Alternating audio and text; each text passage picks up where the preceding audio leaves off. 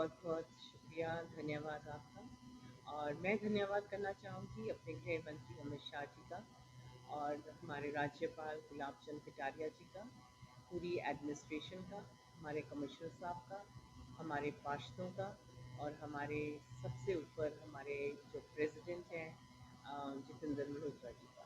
अगर इन सब की मुझे कॉपरेशन ना मिलता तो शायद मैं ये फंड्स ना ला पाती। और गवर्नर साहब ने तो कुछ बहुत ज़्यादा ही हद से निकल के ये मेरे लिए काम किया, एमसी के लिए किया, चंडीगढ़ निवासियों के लिए किया।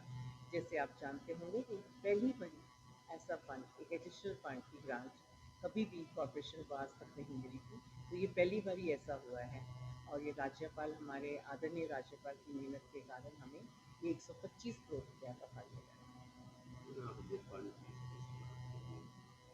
सबसे पहले आप देख रहे हैं, मैं खुद भी समझ रही हूँ कि सड़कों का हाल बहुत बेहाल है चंडीगढ़ में, और बरसात के बाद तो उनकी कंडीशंस और भी ख़राब होती हैं। पर मैं आज आपके चैनल के माध्यम से वादा करती हूँ चंडीगढ़ निवासियों को कि आपकी शहर की सड़कें सबसे पहली प्राथमिकता दी जाएगी और उनको एक बारी फिर से फ्लॉलेस सड़कें बनाकर चंडीगढ़ शहर को एक नंबर 1 पे लेके आऊँगी।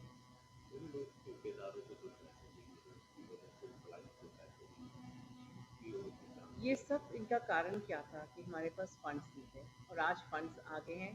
सबकी पेमेंट्स, जो ड्यू पेमेंट्स थी, सबकी क्लियर होंगी। और हम एक नया, आई वुड से कि इतने रास्ते पे चलने जा रहे हैं। कुछ नए प्रोजेक्ट्स लेके आएंगे। कुछ पुराने जो हमारे काउंसलर्स काफ़ी कंप्लेन कर रहे थे कि हमारे काम, मैम हमें एस्टीमेट बने हुए हैं, सिर्फ एडमिन अप्रूवल चाहिए, कईयों के पार्क्स की इनॉग्रेशंस पड़ी हुई थी। ये सिर्फ पॉजिटिव फंड्स करके थे, और मैं वादा करती हूँ कि सब पार्षदों का बिना किसी भेदभाव से काम करूँगी और चंडीगढ़ शहर को एक बारी फिर से बहुत खूबसूरत शहर बनाएंगे। मैडम, ये जो फंड मिला है इसकी खुशी आपके चेहरे पर साफ देखी जा रही है। धन्यवाद। जिस तरह से आप कह रहे हैं कि लोगों के लिए भलाई का काम होगा, ऐसा कौन सा प्रोजेक्ट है जो आपका ड्रीम प्रोजेक्ट है जो आप पूरा करना चाहते हैं? अभी तो फ़िलहाल तो मैं सड़कें बनाना चाहती हूँ, सीवरेज सिस्टम शहर का ठीक करना चाहती हूँ, पार्क्स की अपकीप और मेंटेनेंस, जो ये मेन काम है। प्लस मुझे लगता है कि शहर की स्ट्रीट लाइट्स का बहुत बेहाल है, तो उसको ठीक करना चाहूँगी। उसके बाद मेरी ऑक्शन पॉकेट नंबर 6 होने जा रही है, और भगवान की दया से अगर वो ऑक्शन होती है तो हम 1000 करोड़ तक एक्सपेक्ट कर सकते हैं, उससे ऊपर भी जा सकता है। तो उसके बाद मैं मेजर प्रोजेक्ट शहर के लिए जो लेके आऊँगी, उसके बारे में आपके साथ चर्चा करूँगी। मैंने कम्युनिटी सेंटर भी है, जैसे आपके वार्ड का भी कम्युनिटी सेंटर है, लोगों की डिमांड है कि शायद अब वो भी मेयर साहब इस हमारी डिमांड को पूरा करें।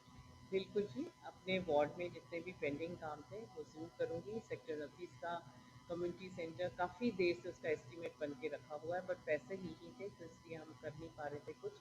पर मैं अभी वादा करती हूँ सारे अपने वार्ड के निवासियों से कि हम कम्युनिटी सेंटर को ज़रूर दोबारा बनाएंगे। मैडम, लोगों के लिए क्या संदेश है आज के दिन जिस तरह से आपके चेहरे पर आज खुशी देख रहे हैं हम?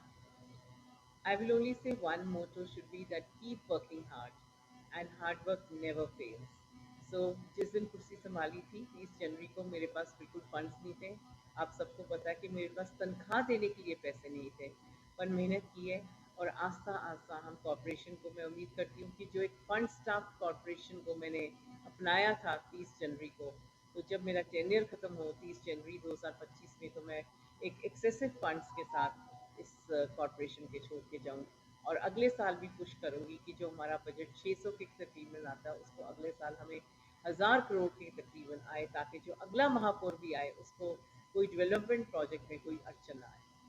मैडम, एक और लोगों की डिमांड थी, जिस तरह से कूड़े का पहाड़ बड़ी मात्रा में आया चंडीगढ़ में, वो कब तक खत्म हो जाएगा? आप को मैं ये बताना चाहती हूँ कि शायद कभी भी आपने अभी इतना जो डायमेंशंस है, इतनी कम डायमेंशन से कभी भी नहीं देखा होगा।